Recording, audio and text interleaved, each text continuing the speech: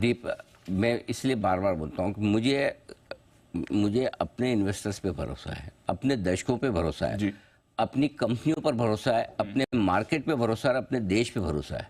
इसलिए मैं बार बार ठोक बजा के बोलता हूँ कहाँ जाएंगे यहीं आएंगे। बिल्कुल सर। और ये सब कब हो रहा है? देखिए, एफआईएस की खरीदारी की एक इंपॉर्टेंस बहुत ज़्यादा है। आपके पास दो मौके हैं। अगर आप अमेरिका में बैठे हुए एक इन्वेस्टर हैं, ठीक है, एक मौका आपके पास क्या है कि आप अमेरिकी बाजारों में पैसा लगाएं। अमेरिका की इकोनॉमी के डेटा हमने कल डिस्कस किया, बहुत मजबूत, क्या जबरदस्त डेटा, क्या नंबर्स, बहुत बढ़िया। अगर मेरे मार्केट आज आप मुझे आज हिंदुस्तान में लोगों को पूछो कि जाओ अमेरिका में पैसा लगाओ, कितने लोग बोलेंगे हाँ मुझे लगाना है? बोले अरे क्यों जाऊं भाई, मेरे यही अच्छा चल रहा है फर्स्ट क्लास, मुझे वहां क्यों जाना है? करेक्ट। अगर अमेरिका में बैठा हुआ इन्वेस्टर या एफआई ये सोचे कि मैं क्यों जाऊं, मेरे पास इधर ही पैसा लगाने के बहुत मौके हैं, उसके बावजूद अगर भारत में आके वापस पैसा लगा रहे हैं बार बार, तो इसका मतलब समझिए कि इंडियन मार्केट्स कितने स्ट्रांग हैं।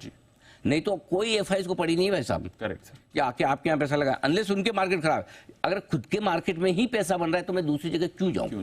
सही बात है। और भरपूर बन रहा है, लाइफ हाई पे अमेरिका भी है, और सारे खराब माहौल के बीच में वहां तो अभी भी आय ऊपर है, अभी भी महंगाई ऊपर है, उसके बावजूद लाइफ हाई पे।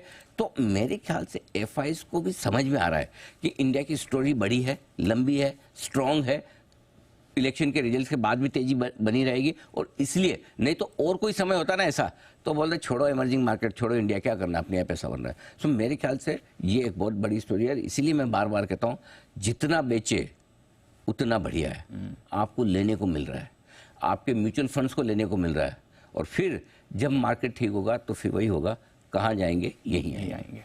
लेना ही पड़ेगा, मजबूरी में लेना पड़ेगा। अब कल का देखिए आपने 110 करोड़ की कैश में खरीदारी की, फॉरगेट इट। नंबर देखिए 1137 करोड़ के इंडेक्स फ्यूचर, ठीक है यार क्या फर्क पड़ा।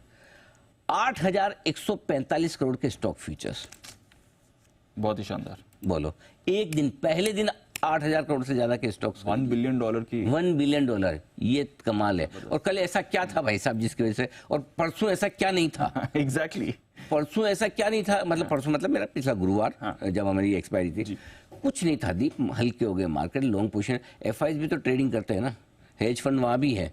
सो हल्के मार्केट में आकर कूद पड़े और उनको समझ में आ गया कि बजट के पहले कोई हल्का रहने में समझदारी नहीं है। नहीं तो वो कहते हैं ना कि मैं तो बचपन में शॉप वॉप में जाता था सामान खरीदने, बहुत सारी शॉप्स में रहता था, 2-3 सेंटेंस बड़े लिखे हुए रहते हैं।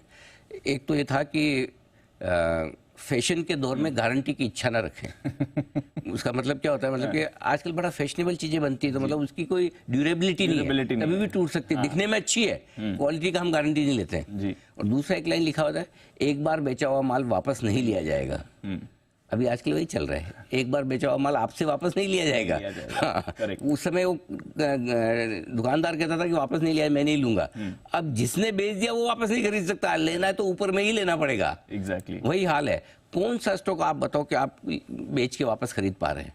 सो इसलिए मेरे ख्याल से ये एफआईएस के डेटा, पॉलिटिकल सिनेरियो, नई चीज की हल्की शुरुआत, ऑल सेट। 3 इक्के तो आपके हाथ में है। अब 4 के 4 लोगों के साथ, मतलब 3 पत्ते में 4 इक्के कैसे आ सकते हैं?